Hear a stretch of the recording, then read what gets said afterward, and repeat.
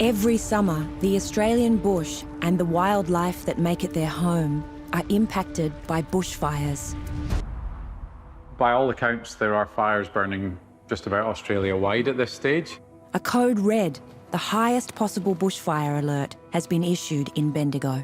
Bendigo at the moment is relatively clear, but there's one started just north of Bendigo. Everyone's just a bit on edge, so yeah, it's not a great feeling, but yeah, I've never experienced anything like that before.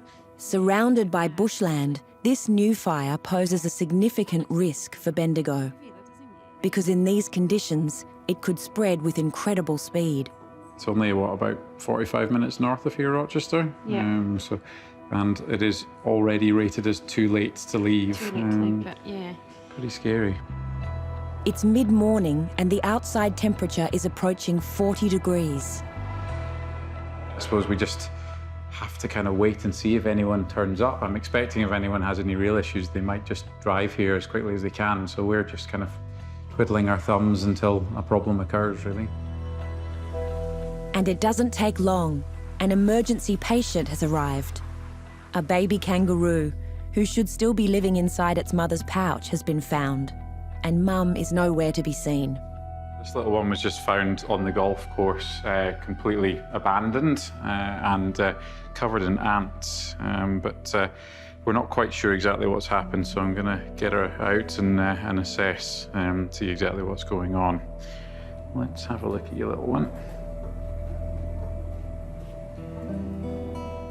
All right. Okay.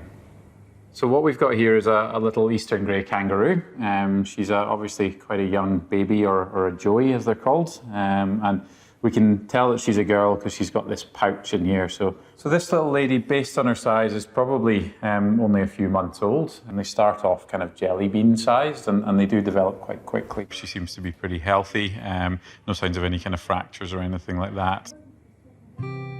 The reason why this joey was found alone is a mystery. Car accidents are common, but the mother may also have succumbed to the effects of the drought or the extreme heat wave that Bendigo is currently facing. So we're just going to pop her into the bag, and these guys generally quite like going into their little pouches and just getting some dark, some shade. They sort of roll right up into a little ball, and so we try and keep them reasonably tight. So we'll see if we can pop her head up. A joey this young should still be suckling milk from its mother, so it's likely to be suffering dehydration. Stay in your bag. Left untreated, it would lead to organ failure and eventual death. What I'll try and do is give her just a little taste of it. She's probably saying it's not as good as Mum's.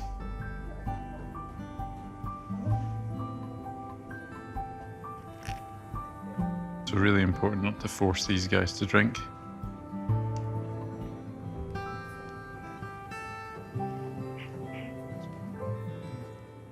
Most wildlife is dealt with by carers after bushfire disasters because it just overwhelms very quickly any sort of vets in the local area. So probably leave it to some more experienced hands to continue on from here. No, not interested. All right. With the code red in full swing, Chris finds a new home for the joey at a local wildlife sanctuary, leaving him free to deal with any further emergencies. Currently, there are a number of bushfires going on. It's been really, really bad. So it's definitely something to consider, or it crosses your mind when you live in rural Australia, don't you? I mean, it just happens very quickly and it can be devastating. These ones have just become so out of control. You know, there's literally an area the size of England currently on fire. I think people at home potentially just can't believe how dry everything is. Tinder dry. It's just ready just to ignite, and then when you get a wind, it just accelerates everything, and it can, you know, it can just obliterate a whole area.